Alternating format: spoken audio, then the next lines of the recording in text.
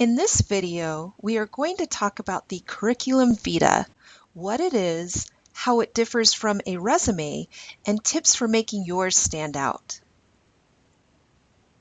Most academics, even new ones, have at least some familiarity with the curriculum vitae, or CV as it is usually called. However, to really understand what a CV is, it helps to compare it to the typical resume. So, how does a CV differ from a resume? Aren't they basically the same thing?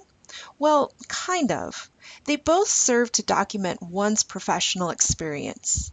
But to understand where they differ, it can be helpful to look at the meaning of each word.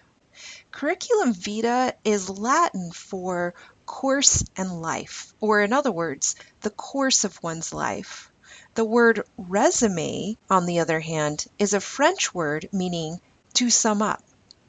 The course of one's life, and to sum up. Hopefully you are starting to see how these two documents can differ from one another.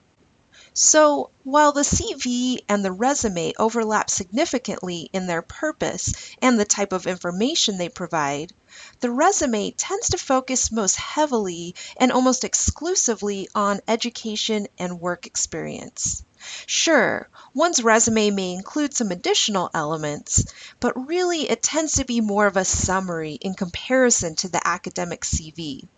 And really, the reason for this difference is that academic life tends to involve much more than one's education and job positions. The CV is a more detailed account of academic life because there are so many different areas to describe. One's research life, teaching life, areas of service and committees served on, conference presentations and professional societies that one belongs to, publication, projects. Really, the list can go on and on.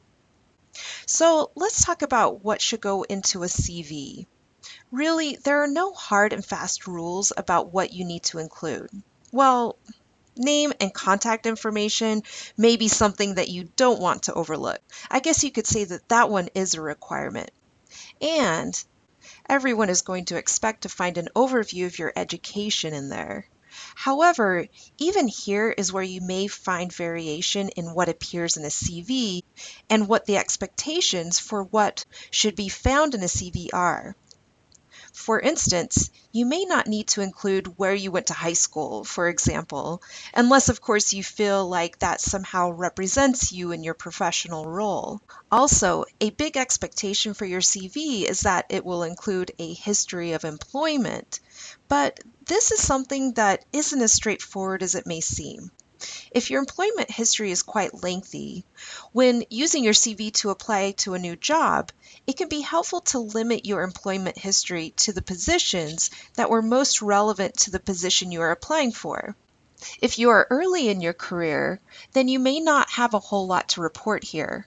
But even then, you don't need to list that job you had delivering pizzas or washing cars.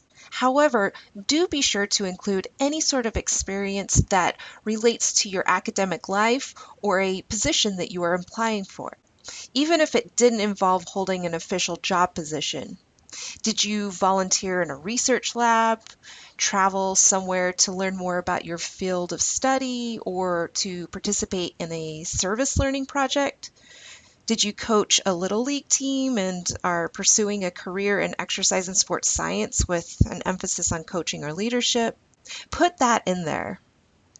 Other common elements that often appear in a CV include different types of professional activity, such as projects within your field, publications, conference presentations, departmental service, committees that you have served on, community service and community outreach, any honors or awards you have received. Again, here, I want to emphasize that if you have a long list of honors and awards, pick the ones that really count. With anything in your CV, if a list of items is too long, you run the risk that a reader is going to miss seeing those really important items that make you stand out because they are buried within everything else that doesn't matter so much. Finally, an element that is becoming more and more common on the CV is any special skills you may have that are relevant to a position that you are applying for or to your identity as an academic. For example, if you speak multiple languages, or if you know HTML code, or even if you're familiar with Microsoft Office software, point that out. Again, only do this if it is relevant to the aim of your CV. No one is going to care that you can eat 20 hot dogs in 4 minutes. However, you may see in a job description that experience with Microsoft Office is a preferred skill. If you see that, and if you are skilled in Microsoft Office, make sure a prospective employer knows that they are not going to need to spend a bunch of time training you. That could give you a boost above the other applicants. Okay, one more tip for you. And if you take anything away from this video, it should be this. A reviewer of your CV will likely spend only seconds looking at it. Really. Reviewers often have hundreds of applications to look through. Even if they only have a handful, I guarantee you they are very busy people who don't have much time to spend reading through your CV. That is why it is of the utmost importance that you make it easy to find key information in your CV, and that you consider your audience and the description of the job you are applying for. Make your CV scannable. Make it easy for a reviewer to find what he or she is looking for. If it is something that is important for your reviewer to know about you, make it really easy to find. A busy reviewer is going to look for your qualifications and whether you are a match between what is being sought in an employee and your skills and experience.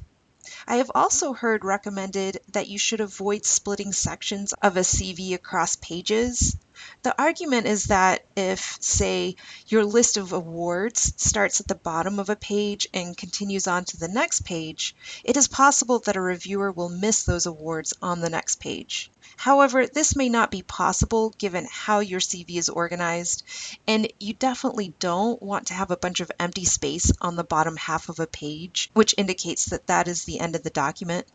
But I say if it is an easy fix, then do keep those sections together on the same page.